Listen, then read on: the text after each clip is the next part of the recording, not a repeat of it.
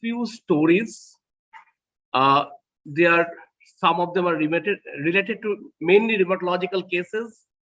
So infections, mimics of infections, and these are cases.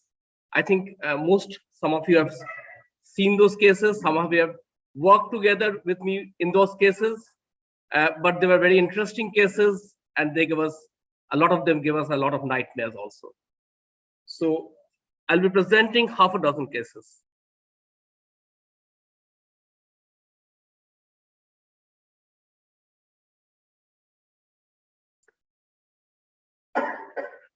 So the first case. So this was a 3.5-year-old male child who presented with high spiking fever for 12 days, associated with pain abdomen and abdominal distension. On examination, the child was otherwise stable, but had a tender hepatomegaly. The systemic examination otherwise was non-contributory. So these were the investigation reports on admission. You can see that there was a significant neutrophilic leukocytosis. The CRP was sky high, 416. So that's a very high CRP. So tender hepatomegaly, raised inflammatory markers, fever. So usually one thinks of a liver abscess. So obviously our USG was done, but the USG did not pick up anything in the liver. So the USG picked up that there was a pericardial collection. So the child was asked for an echocardiography, and the echocardiologist said that there is some collection in the pericardium and there's an impending tamponade. So considering that we tried to do a pericardiocentesis, but it failed, and so the child was transferred to a cardiac care center. So for a thoracotomy and a pericardiotomy, because we thought it to be a biopericardium. And this is what they did, what they found out on the operating table.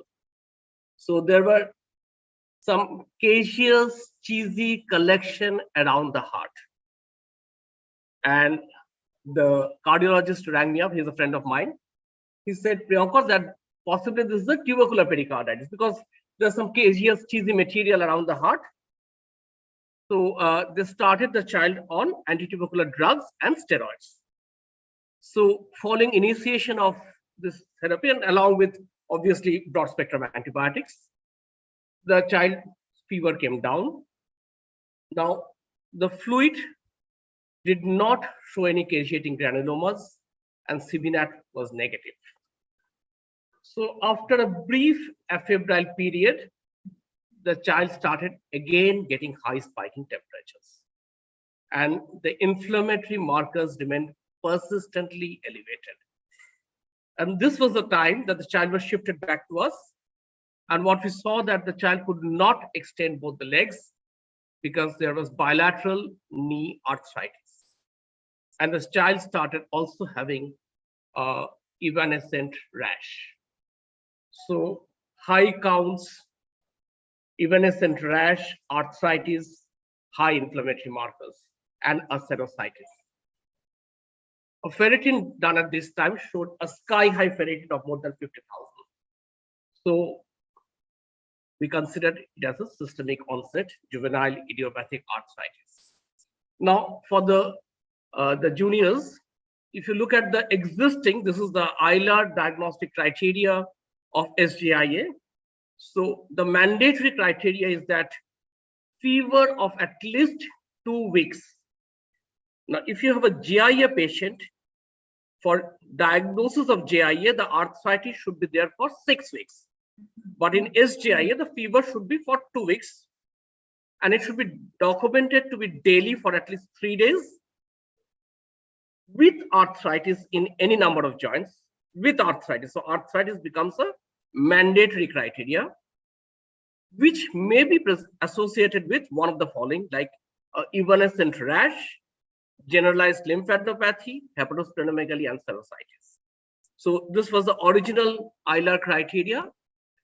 Now, because people who practice rheumatology, they know that a lot of the patients of SJIA, they may not present with arthritis at onset.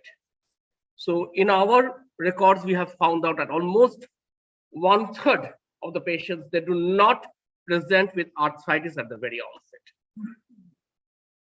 So arthritis may be delayed by weeks, months, to even years together. So that is what the Cassidis textbook of pediatric rheumatology said. So now, PRINTO, that is a Pediatric Rheumatology International Trans Organization, they are proposed to modify. So there's a new criteria proposed. So we are trying to validate the criteria. So the definition says that fever should be there for 2 weeks. That is there. That daily, quotidian, and all those things are there.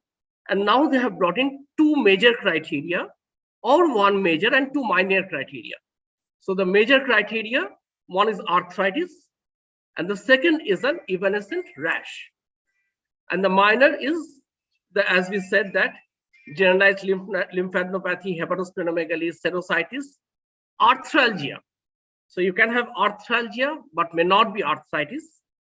And for the first time, they have brought in a blood parameter, that is leukocytosis with neutrophilia. So a neutrophilic leukocytosis becomes one of the criteria for diagnosis of SJIA. So as we said, that considering that this child is suffering from a systemic juvenile idiopathic arthritis, the child was started on the usual IV methylprednisolone.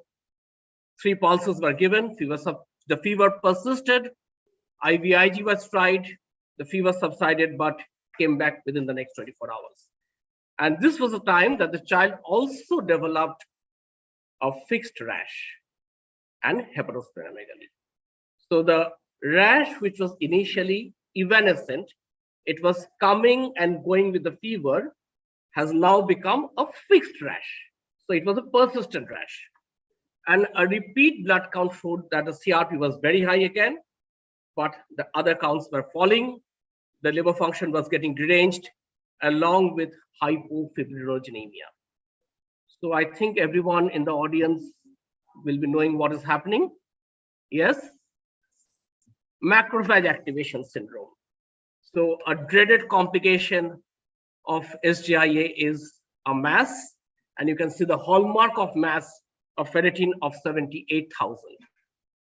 Now, this is again the definition of macrophage activation in SJIA. A febrile patient with known or suspected SJIA, because some of the patients of SJIA may present with mass. So mass may be the initial presentation of a SJIA patient, is classified as having mass if the patient has a ferritin of more than 684 and at least 2 of the following. So a platelet count which is on the lower side, less than 1.8 lakhs, AST more than 48, triglycerides and high, and fibrinogen levels less than 360. So this was an international consensus 2016 classification criteria, and we are very proud that we are part of this study that proposed this criteria. In the institute, we collaborated with the international all the organizations in coming to this criteria, this classification criteria. So yes, coming back to our child. So the child has now become drowsy. The blood pressure has started falling. And I think the entire gamut, the circus has started. So inotrope started, the child was ventilated, cyclosporine added, fever size subsided. So the ferritin started decreasing. And after almost 9 days of ventilation, the child could be extubated. So the child received, you can see, almost 8 doses of pulse methylprednisolone, cyclosporine, and because the child was now out of the macrophage activation and had debilitating arthritis, subcutaneous methotrexate was started, but the fever came back. Because the child was shifted to oral prednisolone, the child started again having very high spikes of temperature, and there was almost contracture of the arms and the legs. So the persistence of the child had reverted back to the original SJIA. Now, just a word, because initially we had shown that the child had some caseous material around the heart. So the question arises, what was it? So it was a fibrinous pericarditis.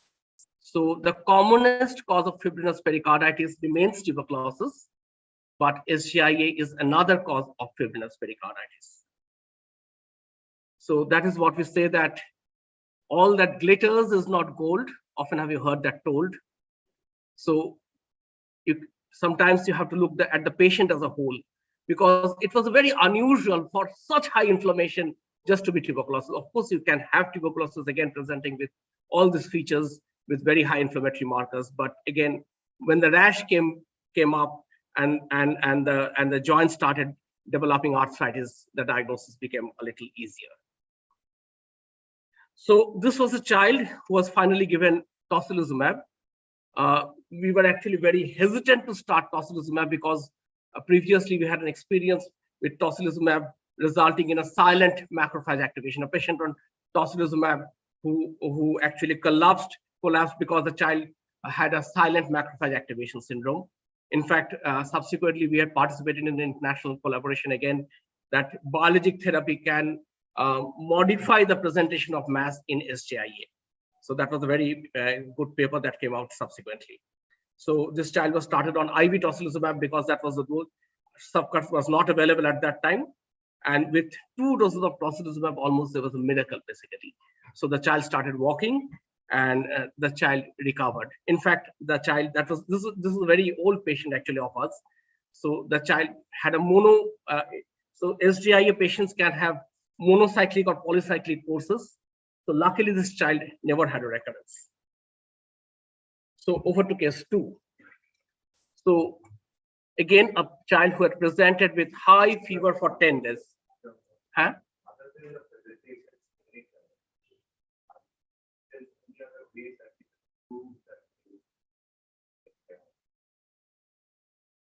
No, actually it's a clinical decision.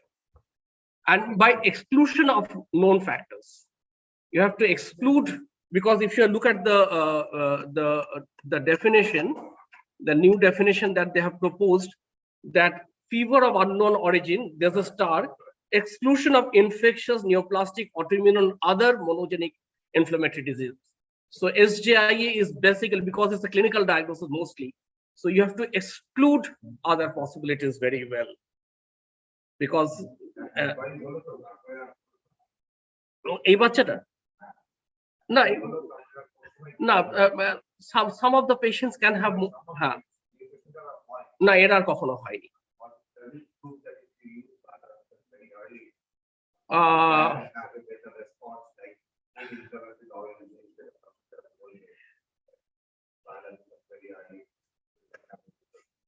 it's very difficult. I don't think there's any study proving that actually, that if you use biologicals very early, the child won't relapse. But of course, in the new the American ACR guidelines,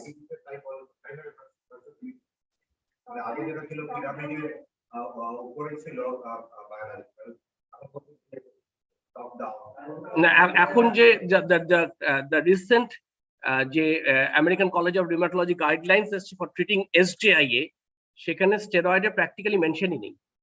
They are proposing biologics, either tocilizumab or anakinra from the very beginning. কিন্তু আমাদের so whether the disease becomes monocyclic because of that, I think some years later we can only come to that conclusion. Whether it really alters the progress of the disease or the prognosis of the disease. A similar patient again.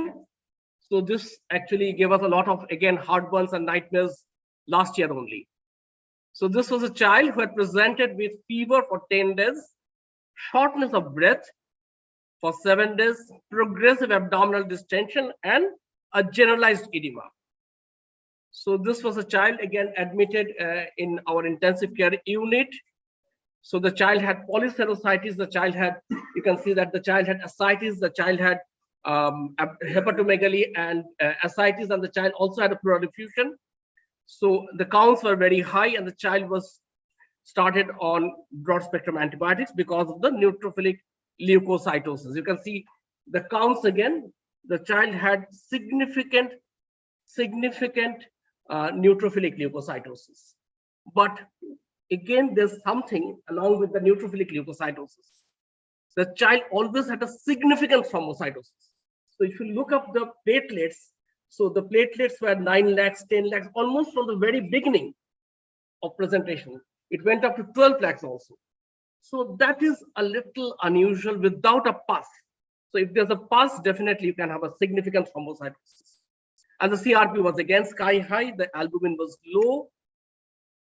So this was a presentation, fever, which was not responding to antibiotics, polyserositis, and plus minus, we had a transient arthritis possibly, and a transient rash. But then it was again.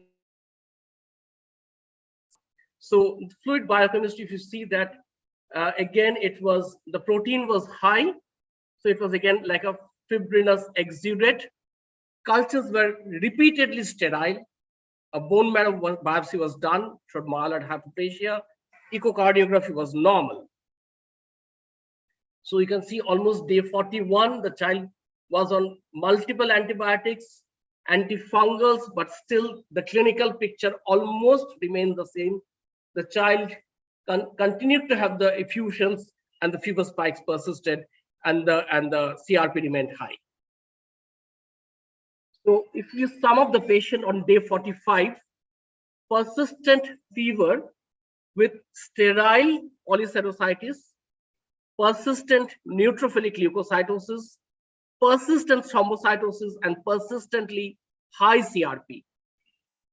So we stamped the patient as a probable SGIA, and they started with steroids. The child immediately responded. The fever came down, the CRP started coming down. So the child was discharged on, in fact, we started the child on oral prednisolone. The child was discharged on 6 weeks when the prednisolone dose was 1 mg per kg. The child came back with arthritis of both knees and ankles. So at this time, the methotrexate was also added.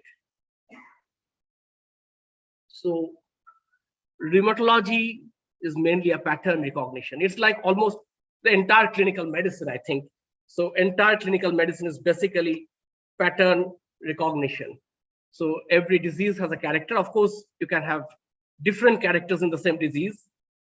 And I think the most important, as Sir also shows this slide, that the mind is like a parachute and it works best when it is open. So one should always have a very open-minded attitude or an open-minded observation towards a student. Third case, again, a child 11 years old who presented with fever for 3 months, treated with antibiotics, no other localizing symptoms. The child had some cervical lymphadenopathy, and you can see again persistently high counts and predominantly neutrophil counts, and the CRP was raised.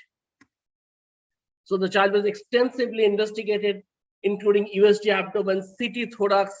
A PET scan was also done because the mother had a history of thyroid carcinoma, but everything was normal. So initially, because we could not come to any conclusive diagnosis, and the child was admitted for a pretty long time, so the child was discharged on request. The fever spikes continued to spike.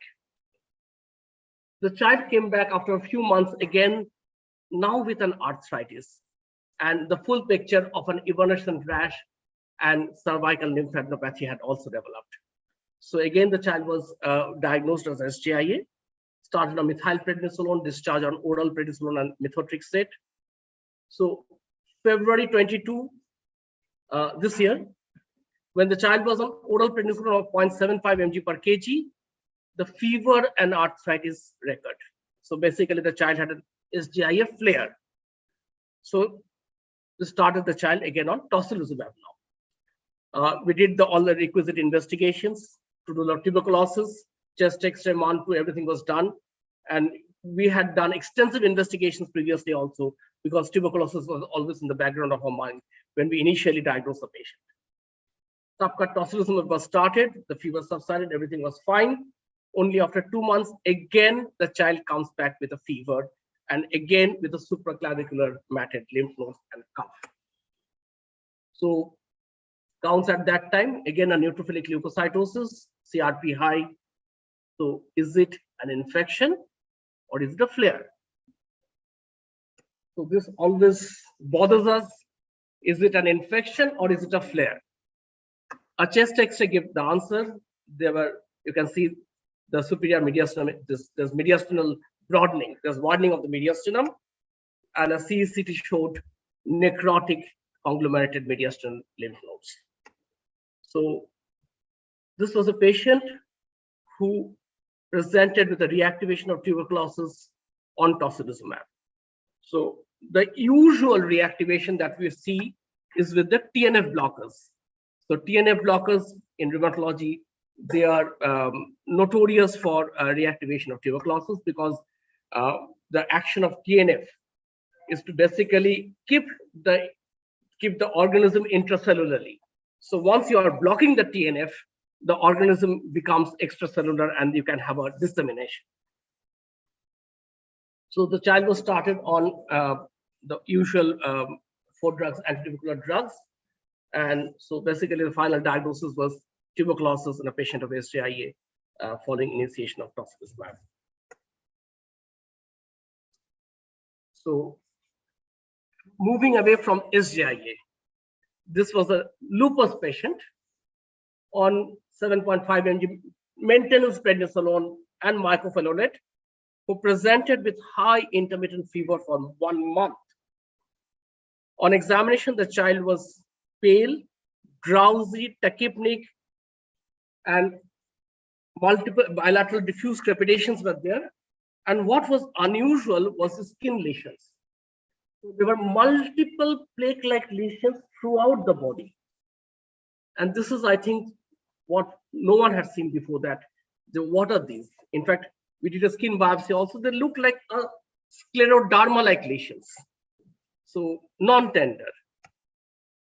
And the child had a neutrophilic leukocytosis. The CRP was very high. All the investigations were done negative. And you can see the progressive worsening of the X-rays. So this was the X-ray on admission. It was worsening. And finally, you can see there was fine miliary mottling throughout both the lung fields. And the child was also becoming progressive drowsy. So broad spectrum antibiotics were given. Tuberculosis was extensively searched for. Nothing came out. But almost we were on the verge of starting antitubercular drugs when a culture suddenly flagged and it showed the growth of Cryptococcus. And the CSF culture also picked up subsequently Cryptococcus. So this was a disseminated cryptococcosis. A disseminated cryptococcosis involving the skin and the brain and the lungs. So IV liposomal amphotericin B was started. And the child went home. The child was on long-term antifungal medications. Another patient of lupus. This was a child who was again on minimal, who was in remission on minimal dose of prednisolone and I think mycophenolate, who presented with fever, cough, and some degree of drowsiness. CRP was high. You can see that there was a lung abscess. The child received broad spectrum antibiotics. So fever decreased. There was clinical and radiological improvement. So this was sometime in the month of December, and the child went home. January, the child again comes back with similar findings, that recurrence of the fever, cough, and high CRP. And again, you can see that there was a development of a pneumonic consolidation almost at the same place in the left lower zone. So again, started on ceftriaxone. After 1 week, the fever spikes decreasing, the CRP normalized, and the child was shifted to oral antibiotics. So you can see that again, it has cleared. There's radiological clearance as well. But the child continued to have a low-grade temperature. And suddenly, one fine day, she had an episode of a focal seizure. So MR brain was done. And you can see that there was a granulomatous lesion in the temporal area of the brain. And the radiologist was very certain that this child is suffering from. This is a tuberculoma. But what was unusual that this child always seemed to be doing well with ceftriaxone.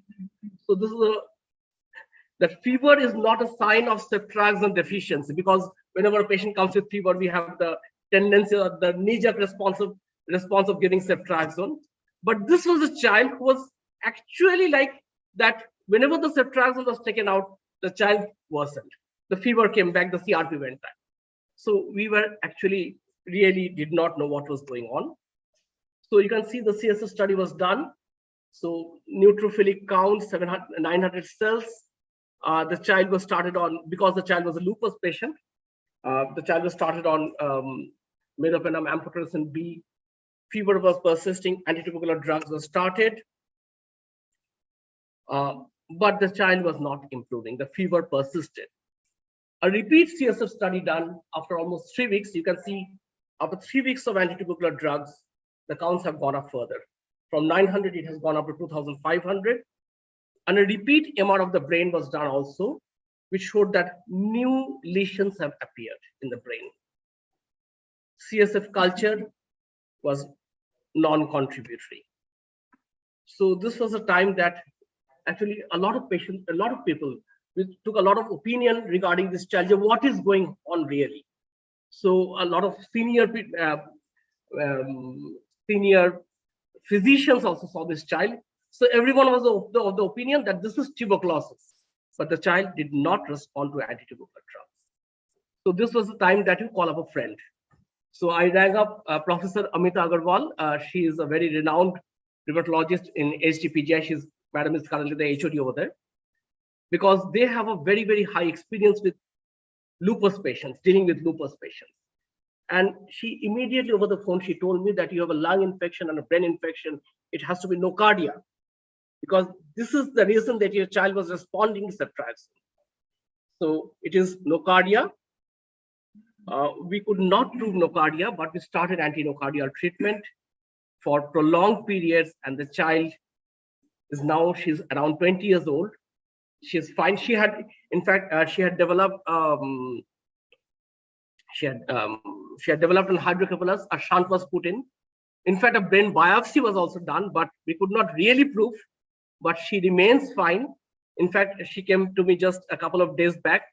She's the class representative in her college. So a lupus patient with CNS nocardia. Another mind-boggling patient, I think Ridha used to present this. So this was an 8-year-old girl. She had a very early onset of lupus. First diagnosed at the age of 2 years. So 2 years lupus, and she had presented with nephritis. Presently, the child was on remission, very low dose of prednisolone 2.5 mg, and HCQS, and she presented with fever and left shoulder pain. Neutrophilic leukocytosis, CRP again very high. The child was initiated on ceftriaxone fluoxetine. We thought of to be a pneumonia, but the X-ray did not pick up anything. She was also complaining of a left shoulder pain. So we thought, let us look at the abdomen also. And the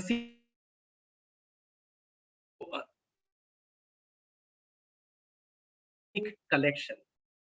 And this was the time that the child was worsening. The child had to be shifted to PICU. So you can see that there's a abscess in the spleen, along with the pleural effusion as well. So antibodies were upgraded. A CT abdomen was done. You can see that there's an extensive collection in the spleen. There's a huge splenic abscess. So day 6, the child, a laparoscopic drainage was done.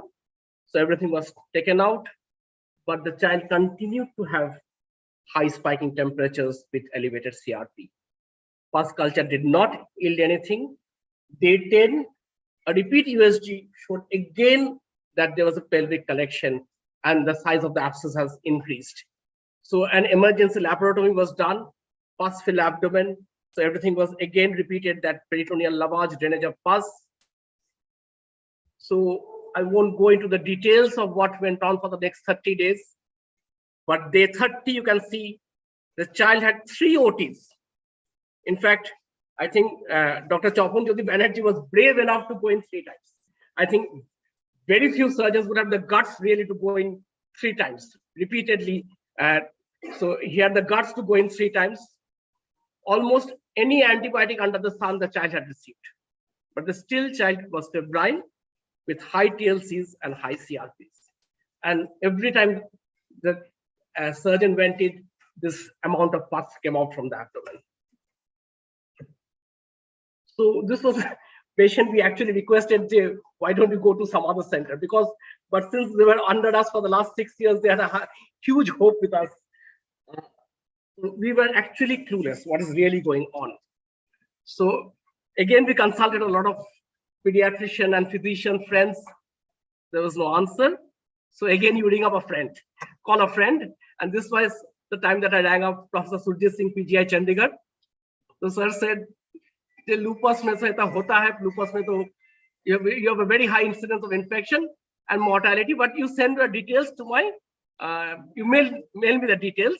So we have a DM program now, and the DM trainees, they are very, very updated. So possibly they will be able to give you an answer.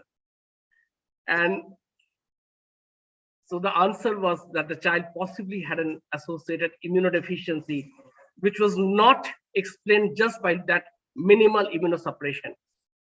So retrospectively, we said, yes, it was a very, very early onset of lupus at the age of 2 years. So it was an early complement deficiency.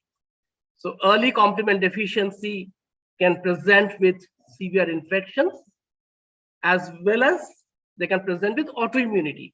Because if you look at the primary immunodeficiency disorders, it is not only immunodeficiency, it is also altered immune response. So they can again present with a lot of autoimmunity. Because if you look at the child that we have recurrent admission, the Viscott child, he has a lot of autoimmunity, he has a lot of rashes, GI bleeds.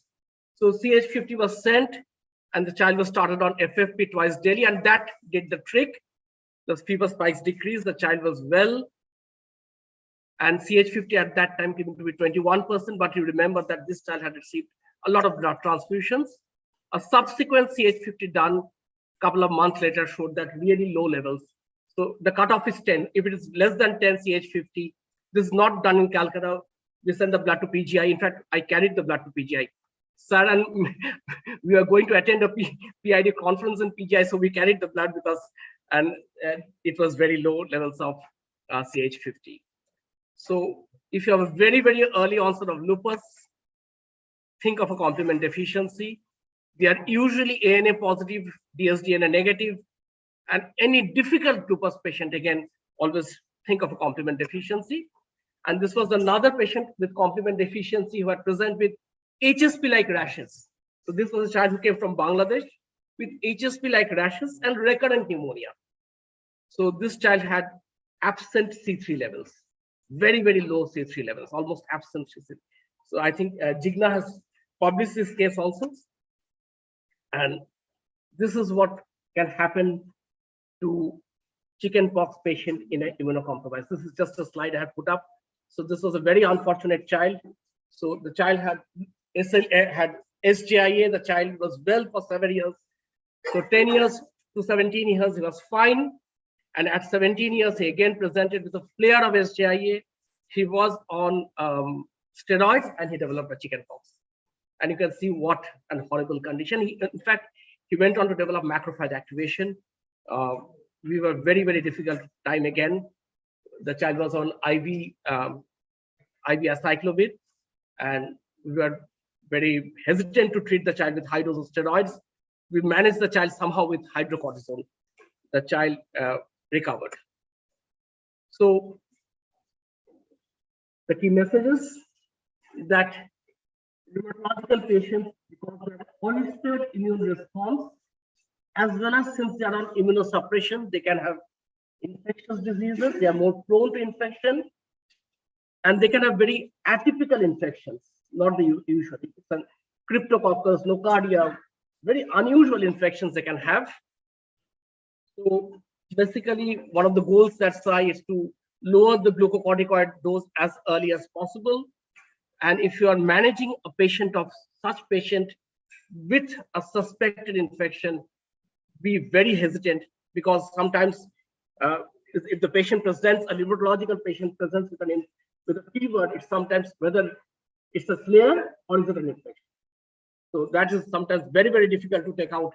But always remember that lupus kills, but infection will kill faster. So always rule out infection before hiking the immunomodulation. So whenever you come across these patients, so keep your eyes open and well think, because that's very important. Thank you.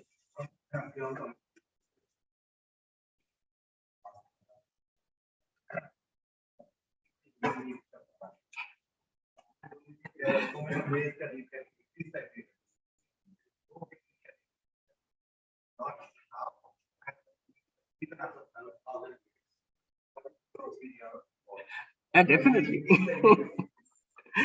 Increased immune response is also the increased immune response is also deleterious, na?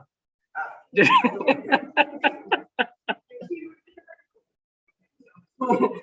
is the middle part.